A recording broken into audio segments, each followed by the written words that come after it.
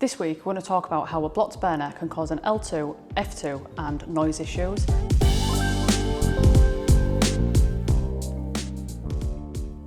The first checks that we're going to do is we would gas rate the boiler, and if the gas rate was lower than expected, more than likely it's due to a blocked burner.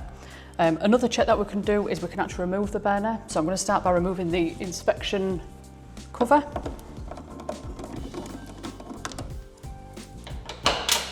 And remove the flue manifold, the clip from the gas valve and the gas pipe. I'm going to remove the electrical connections from the fan and the bolt that's just securing the fan onto the burner. And just going to remove these 4 burner bolts that are holding the burner on. So we're just going to remove the burner from the heat exchanger. And then what you want to do is, because we're going to be putting a torch in here, you probably want to go into a darkened room just so you can see it a bit easier.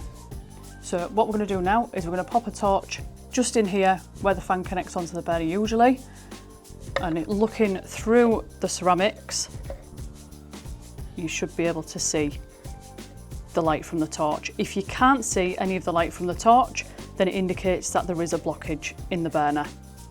A blocked burner can also cause issues with flame detection, especially if the blockage is where the flame detection electrode sits.